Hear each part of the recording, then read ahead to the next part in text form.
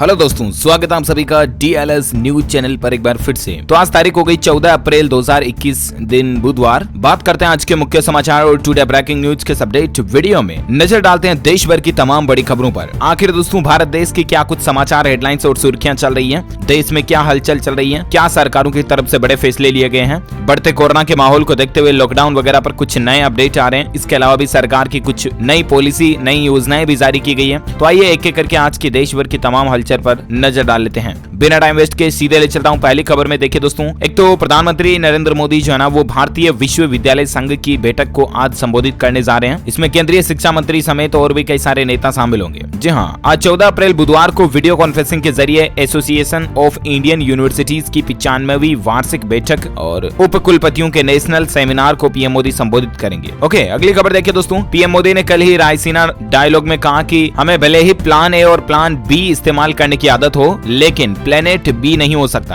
कहने का मतलब अभी जो हमारे देश में दोस्तों कोरोना वायरस की महामारी का माहौल बढ़ रहा है ना, ऐसे में हम धरती को छोड़कर तो नहीं जा सकते ना कहीं पर भी। चाहे किसी समस्या से निपटने के लिए हम प्लान ए या प्लान बी का इस्तेमाल कर सकते हैं, लेकिन प्लेनेट बी नहीं हो सकता है। इसीलिए कहने का मतलब ये है दोस्तों कि हमें सावधानी ही बरतनी होगी कोरोना से बचने के लिए। सो प्लीज मास्क का इस्तेमाल जरूर करें। अच्छा, अगली बड़ी खबर देखिए दोस्तों, ऑनलाइन फ्रॉड का शिकार होने पर डायल करें ये नंबर, तुरंत वापस होगा सारा पैसा। दरअसल दोस्तों टेक्नोलॉजी जितनी बड़ी है, हमारी जिंदगी में सुविधाएं भी उतनी ही बड़ी हैं, लेकिन उसके साथ साथ फ्रॉड भी उतने ही बढ़ने लगे हैं। राइट, आजकल कई लोगों पर ऐसे केस आते हैं और कई लोगों की ऐसी शिकायतें होती है दोस्तों कि उनके खाते से पैसे कट जाते हैं। कई लोग ये कहते हैं कि ऑनलाइन वो वेबसाइट पर गए और पैसे कट गए, या किसी का कॉल आया और ये दबाया वो दबाया, बैंक खाते से पैसे कट गए। राइट, ऐसा होता है। ऐसे में अगर आपके साथ या आपके किसी जान पहचान वाले दोस्त मित्र परिवार वालों के साथ ऐसी घटना हो जाए ना, तो उनको ये नंबर जरूर बता दीजिएगा। इसके लिए दोस्तों केंद्रीय गृह मंत्रालय और दिल्ली पुलिस की साइबर सेल ने एक हेल्पलाइन नंबर जारी किया है, 155260। ये जो हेल्पलाइन नंबर है ना 24/7, इस पर आप कभी भी कॉल कर सकते हैं अगर आपके साथ कोई भी ऑनलाइन फ्रॉड होता है तो। ठीक है ना, आपके बैंक खाते से पैसे कट जाते हैं या ऐसा और कोई भी फ्रॉड होता है, तो आप तुरंत इन नंबर पर कॉल करके अपनी कंप्लेंट दर्ज कराएं, आपका सोल्यूशन हो जाएगा। नंबर फिर से जान लीजिएगा, 155260। नंबर याद रखिएगा, ये जिंदगी में कभी भी काम आ सकते हैं। ओके, और फिलहाल देखिए अगली खबर कि कोरोना वायरस की वैक्सीन लगवाएंगे तो ये बैंक FD पर आपको ज्यादा ब्याज देगा, बुजुर्गों को भी मिलेगा इसका फायदा। जी हाँ, वैक्सीनेशन यानी कि टीकाकरण को बढ़ावा देने के लिए सेंट्रल बैंक ऑफ इंडिया ने एक खास स्कीम शुरू की है। और इसके तहत दोस्तों अगर आपने कोरोना वायरस की वैक्सीन लगवा ली है, ठीक है ना, और फिर अगर आप इस बैंक में FD करवाते हो, फिक्स डिपॉजिट करवाते हो, तो फिर आपको 0.25% ज्यादा ब्याज मिलेगा। जो लोग कोविड-19 की वैक्सीन लगवा चुके हैं ना, उन लोगों को ये बैंक FD पर एक्स्ट्रा ब्याज देगा, है ना, सेंट्रल बैंक ऑफ इंडिया। और चलिए बात करें फिलहाल अपन अगली खबर में दोस्तों, व्हाट्सएप अगर आप भी चलाते हैं तो आपके लिए एक इंपॉर्टेंट न्यूज है। व्हाट्सएप ग्रुप में अब एडमिन का दबदबा खत्म हो जाएगा, बाकी मेंबर्स को भी कई सारे अधिकार यानी कि राइट्स मिलेंगे। जी हाँ, अभी जो व्हाट्सएप ग्रुप होते हैं उसमें एडमिन ही मेन होता है, किसको रिमूव करना, किसको क्या करना वगैरह वगैरह। राइट, लेकिन अब व्हाट्सएप की कुछ पॉलिसी में बदलाव होने जा रहा। अब एडमिन के अधिकार में व्हाट्सएप कटौती करने जा रहा। मतलब अभी तक व्हाट्सएप ग्रुप में किसको नए मेंबर को जोड़ना है या किस मेंबर को ग्रुप से हटाना है, किस मैसेज को डिसेबल करना वगैरह वगैरह, ये सारे फीचर एडमिन के कंट्रोल में है। राइट, लेकिन अब व्हाट्सएप जो है ना, ये नया फीचर देने जा रहा है कि ग्रुप एडमिन के साथ साथ ग्रुप के जो मेंबर्स होंगे, सदस्य होंगे, वो भी डिसअपेयरिंग मैसेज को या उस मैसेज के फीचर को इनेबल डिसेबल कर पाएंगे। अभी तक ये अधिकार केवल ग्रुप एडमिन के पास था, तो ये अधिकार अब सभी को मिलेंगे, मैसेज डिसअपेयरिंग का फीचर। ठीक है ना, तो जल्दी व्हाट्सएप के नेक्स्ट अपडेट में आपको ये देखने मिलेगा। और फिलहाल देखिए अगली खबर कि अब नया BIS लाइसेंस लेना भी सस्ता हुआ है। सरकार ने स्टार्टअप और छोटे उद्योगों, महिला उद्यमियों के लिए 50% छूट का ऐलान किया। जी हाँ दोस्तों, सरकार ने कल ही माइक्रो इंडस्ट्री, स्टार्टअप्स और महिला उद्यमियों के लिए BIS लाइसेंस हासिल करने की सालाना मार्किंग फीस को आधा कर दिया, यानी कि जस्ट 50% घटा दिया। BIS मतलब कि ब्यूरो ऑफ इंडियन स्टैंडर्ड्स जो है ना, BIS मानक होता है, जो कि सरकारी क्वालिटी स्टैंडर्ड को तय करने वाली एक संस्था है। ये एक लाइसेंस जारी करती है जिससे कि आपके किसी भी प्रोडक्ट की, खाने पीने की चीजों की, इनकी पहचान हो सके कि हाँ ये चीज सही है। तो ये जो BIS लाइसेंस लेने की जो पहले फीस थी ना दोस्तों, उसको घटाकर आधा कर दिया। अब इससे जो हमारे देश में नए नए स्टार्टअप्स आने वाले हैं, नए काम धंधे शुरू करने वाले लोगों को बेनिफिट मिलेगा। राइट, चलिए बात करें अगली खबर की। कोरोना पर एक अपडेट देखिए दोस्तों, सभी स्वास्थ्य कर्मियों के लिए सख्त फरमान जारी हो चुका है। अब नौकरी छोड़ना भी नहीं होगा आसान। जी हाँ, हालांकि ये खबर दोस्तों यूपी की राजधानी लखनऊ की है, लोगों के लिए बड़ी राहत की खबर है। सरकारी अस्पताल हो या प्राइवेट अस्पताल, कोई भी आपको इलाज के लिए अब मना नहीं कर सकेगा। साथ ही अगर प्राइवेट या सरकारी अस्पताल में कोई भी स्वास्थ्य कर्मी इस कोरोना काल में छुट्टी लेता है या नौकरी छोड़ना चाहता है, तो इसके लिए भी CMO से उसकी इजाजत लेनी पड़ेगी, यानी कि सीधे मुख्यमंत्री कार्यालय से परमिशन लेनी पड़ेगी, तभी वो इस्तीफा दे पाएगा, नौकरी छोड़ पाएगा। यूपी में ये नियम लागू हो चुका। फिलहाल वाकई में राहत की बात है, क्योंकि अभी कोरोना काल का जो मसला चल रहा है ना, इस दरमियान डॉक्टर वगैरह की टीम की कमी ना पड़ जाए, इसलिए सरकार ने ये फैसला लिया है ना। और अगली खबर देखें दोस्तों, उत्तराखंड के गंगोत्री धाम के कपाट खुलने की तारीख तय हो चुकी है। 14 मई को रवाना होगी मां गंगा की उत्सव डोली और उत्तराखंड के गंगोत्री धाम के कपाट जो है वो श्रद्धालुओं के लिए 15 मई से खुलने जा रहे हैं। अक्षय तृतीया यानी कि जो आखा तीज हम कहते हैं, उसके पावन मौके पर सुबह 7:30 बजे खास पूजा के साथ ही धाम के कपाट जो है वो भक्तजनों के लिए खोल दिए जाएंगे। मंदिर के कपाट खुलने के पहले 14 मई को मुखबा गांव से सुबह 11:15 बजे गंगा मां की डोला उत्सव गंगोत्री धाम के लिए रवाना होगी। तो ये धार्मिक अपडेट है।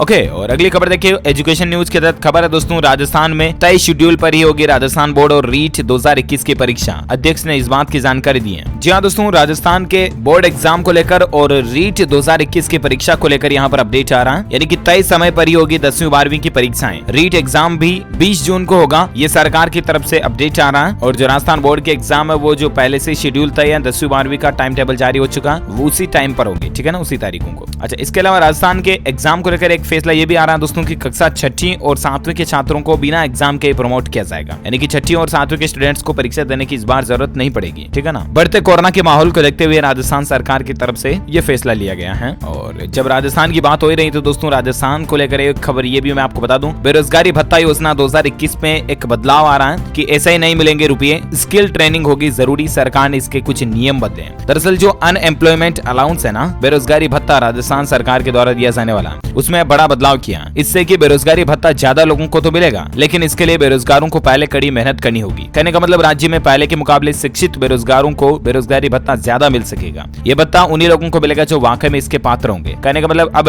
बेरोजगारों को स्किल डेवलपमेंट के कोर्स करने पड़ेंगे। यदि तब भी उन्हें नौकरी नहीं मिली, तब जाकर के सरकार उनको बेरोजगारी भत्ता देगी। ऐसे ही नहीं कि यार मैंने तो पढ़ाई कर ली, BA कर लिया और अब मेरे पास काम ही नहीं है, मेरे को बेरोजगारी भत्ता दो, तो सरकार अब ऐसे ही नहीं देगी, है ना। आपको पहले किसी भी तरह की स्किल डेवलपमेंट का कोई कोर्स करना पड़ेगा, जो बहुत सारे कोर्स MSME के वगैरह ये बैंक वगैरह भी करवाते हैं। फिर भी आपको जॉब नहीं मिलती, तब सरकार की तरफ से आपको बेरोजगारी भत्ता दिया जाएगा, है ना। अच्छा, स्किल कोर्स को लेकर एक अपडेट यहाँ पर ये भी आ रहा दोस्तों की, देखिए खबर आप, पंजाब नेशनल बैंक जो है ना वो बिजनेस करने की फ्री ट्रेनिंग भी दे रहा है। आप भी PNB के इस प्रोग्राम से जुड़ सकते हैं। PNB ने एक खास प्रोग्राम लॉन्च किया, खास करके महिलाओं के लिए, हमारे देश की माताओं बहनों के लिए, जहाँ पर महिलाओं को फ्री ट्रेनिंग देगा पंजाब नेशनल बैंक, कोई भी अलग अलग तरह के बिजनेस की, और वो ट्रेनिंग लेकर के आप भी हर महीने कमाई कर सकते हैं अच्छी खासी। और सबसे अच्छी बात है कि इस प्रोग्राम के लिए माताएं बहनें जो है ना हमारे देश की, वो फ्री में रजिस्ट्रेशन कर सकती हैं NCW की तरफ से, यानी कि ये प्रोग्राम जो है पंजाब नेशनल बैंक के साथ टाइप अप करके NCW यानी कि राष्ट्रीय महिला आयोग के द्वारा संचालित किया जा रहा है। अब इसमें आप भी अगर ऑनलाइन आवेदन करना चाहते हैं ना, तो आप इस गवर्नमेंट के ऑफिशियल पोर्टल पर विजिट कर सकते हैं, जिसका नाम है दोस्तों innovateindia.mygov.in/NCW चैलेंज। यहाँ पर आपको वुमेन्स एम्पावरमेंट को लेकर काफी चीजें देखने को मिलेगी और ऑनलाइन आप भी इसके लिए अप्लाई कर सकते हैं। ओके, इसका लिंक भी मैं आपको इस वीडियो के नीचे डाल दूंगा, तो चेक कर लीजिएगा। वैसे फिलहाल अपन बात करें अगली खबर में, देखिए अपडेट है आपकी, अलर्ट है, 2 दिन में कार बाइक स्कूटर पर नहीं लगवाई ये खास नंबर प्लेट, तो फिर आपको 5500 रुपए का जुर्माना भी भरना पड़ सकता है। दरअसल दोस्तों, अगर आपने भी अपनी गाड़ी पर high security registration number plate नहीं लगवाई है ना, तो आपको जरूर लगवा लेनी चाहिए, क्योंकि इसके लिए 15 अप्रैल लास्ट तारीख है। हाई सिक्योरिटी नंबर प्लेट के बारे में तो आप जानते होंगे, इसके कुछ रूल्स हैं, जिसमें जो RTO की तरफ से जो HSRP नंबर प्लेट आती है ना, हाई सिक्योरिटी रजिस्ट्रेशन प्लेट, वो आपको लगवानी पड़ेगी, अदरवाइज आपकी गाड़ी पर जुर्माना लग सकता है। हालांकि फिलहाल दोस्तों ये उत्तर प्रदेश में नियम लागू किया गया, धीरे धीरे पूरे देश में लागू होने जा रहा है। तो कहने का मतलब जो उभरे हुए नंबरों की जो नंबर प्लेट आती है ना, जिसमें हमारे इंडिया का राष्ट्र ध्वज का बीच का चक्कर भी छपा होता है, IND लिखा होता है, और फिर नीचे कुछ कोड वगैरह भी लिखे होते हैं, इस तरह की कंप्लीट फॉर्मेट वाली नंबर प्लेट आपको अब अपनी गाड़ी पर लगवानी पड़ेगी, ठीक है ना। बाकी इसके बगैर आपको 2 दिन बाद जुर्माना भी देना पड़ सकता है, so please be careful, alert रहें पहले से ही। ओके, और अब अपन बात करें आज के मौसम समाचार को लेकर खबर। देखिए दोस्तों, MP के कुछ हिस्सों में आंधी तूफान चलने की संभावना तो है ही, इसके अलावा भी भारतीय मौसम विभाग की कई राज्यों के लिए गरज के साथ तेज बारिश की चेतावनी आ रही है। IMD यानी कि भारतीय मौसम विज्ञान विभाग का ताजा अपडेट क्या है, तो मैं आपको बता दूं, आज संपूर्ण भारत का 14 अप्रैल 2021 का मौसम पूर्वानुमान आखिर क्या कहता है। तो दोस्तों, आज के मौसम न्यूज के मुताबिक अगले 24 घंटों के दौरान केरल, तटीय कर्नाटक और आंतरिक और दक्षिण तमिलनाडु के कुछ हिस्सों में हल्की से मध्यम बारिश और गरज के साथ बौछारें पड़ सकती हैं। इसके अलावा अरुणाचल प्रदेश, दक्षिण मध्य महाराष्ट्र, अंडमान और निकोबार द्वीप समूहों पर हल्की से मध्यम बारिश के साथ 1-2 जगहों पर तेज बौछारें भी गिर सकती हैं। तेलंगाना और तटीय आंध्र प्रदेश में भी 1-2 स्थानों पर बारिश की संभावना है। वहीं जम्मू कश्मीर, गिलगित बाल्टिस्तान और मुजफ्फराबाद में हल्की से मध्यम बारिश हो सकती है। इसके अलावा दोस्तों, हिमाचल प्रदेश, उत्तराखंड, दक्षिण छत्तीसगढ़, तेलंगाना और मराठावाड़ा में भी 1-2 जगहों पर हल्की बारिश हो सकती है। तेलंगाना और आंतरिक कर्नाटक में बारिश की तीव्रता बढ़ जाएगी। तो ये रहा आज का मौसम अपडेट, वेदर न्यूज। और चलिए अब अपन बात करें आज के सराफा बाजार में सोने चांदी का क्या रेट चल रहा है। तो दोस्तों, गोल्ड के दाम में फिर गिरावट देखी गई है। नवरात्रि में खरीदारी का मौका, अगर आप सोने चांदी की ज्वेलरी वगैरह खरीदना चाहते हैं ना, तो अभी सोने का रेट दोस्तों कल के भाव में आज 130 रुपए प्रति 10 ग्राम की गिरावट देखी गई और अभी सोने का रेट चल रहा है 46,000 ₹1,093 प्रति 10 ग्राम, ठीक है ना। और वहीं चांदी के रेट की बात करें तो चांदी में 305 रुपए की गिरावट आई और उसके बाद अभी चांदी का रेट 66,040 रुपए प्रति किलोग्राम चल रहा। तो ये तो रहे gold and silver price today news. और अब अपन बात करें दोस्तों देश में कोरोना वायरस और लॉकडाउन वगैरह को लेकर क्या कुछ हलचल चल रही है। कोरोना पर बड़ी खबर देखिए आप कि कोरोना से कांप रहे शमशान, सूरत में 24 घंटे जल रही चिताएं, गर्मी से भट्टियां चिमनियां वगैरह भी पिघल रही है। हालात देखिए दोस्तों, कब्रिस्तान में भी कब्रों की एडवांस खुदाई हो रही है। ऐसे भी देश में दिन देखने पड़ेंगे, शायद किसी ने सोचा नहीं होगा, राइट। मतलब कब्रिस्तान में एडवांस कब्रें खुद रही। गुजरात राज्य में ऐसे ही कुछ हालात चल रहे हैं और सिर्फ गुजरात में नहीं दोस्तों, बहुत सारे ऐसे राज्य, महाराष्ट्र वगैरह, जहां पर कोरोना के चलते गंभीर परिणाम देखे जा रहे हैं। कई लोगों की जाने जा रही है। तो अभी आपसे मैं बार बार यही कहता हूँ कि प्लीज मास्क जरूर लगाएं, ओके। और बाकी दोस्तों कोरोना को लेकर कुछ और खबरें आप देखिए। महाराष्ट्र राज्य में 15 दिनों के लिए लॉकडाउन जैसे प्रतिबंध लागू हो चुके हैं। मुख्यमंत्री उद्धव ठाकरे ने इसको ब्रेक द चेन मुहिम नाम दिया। हालांकि इसको नाम लॉकडाउन नहीं रखा, लेकिन पाबंदियां कुछ ऐसी ही हैं। फिलहाल इसका नाम रखा है ब्रेक द चेन, यानी कि कोरोना की चेन को कैसे तोड़ा जाए, है ना, ऐसी मुहिम है। लेकिन फिलहाल दोस्तों 15 दिनों तक महाराष्ट्र राज्य में सिर्फ जरूरी सेवाएं ही चलेगी। पूरे राज्य में धारा 144 लागू रहेगी। हालांकि इस दौरान लोकल ट्रेन, बस, ऑटो टैक्सी वगैरह ये चालू रहेंगे। बाकी नाइट कर्फ्यू तो है ही। वहीं महाराष्ट्र राज्य में 10वीं और 12वीं की परीक्षाओं को फिलहाल टाल दिया है और इसके अलावा बिना जरूरत के घर से निकलने पर भी पाबंदी लागू हो चुकी है। अब महाराष्ट्र में जो ये कुछ पाबंदियां लागू हुई है, इसमें क्या खुला रहेगा, क्या बंद रहेगा, तो इसकी लिस्ट भी आप स्क्रीन पर देख सकते हैं। जरूरी सेवाओं से जुड़े कर्मचारी ही यात्रा कर पाएंगे। एग्रीकल्चर सेवाएं देने वालों के लिए ट्रांसपोर्टेशन चालू रहेगा। ई कॉमर्स वगैरह भी चालू रहेंगी। सभी बैंक खुले रहेंगे। पत्रकारों को आने जाने की छूट है। रेस्टोरेंट और होटल में बैठकर खाना नहीं खा सकेंगे,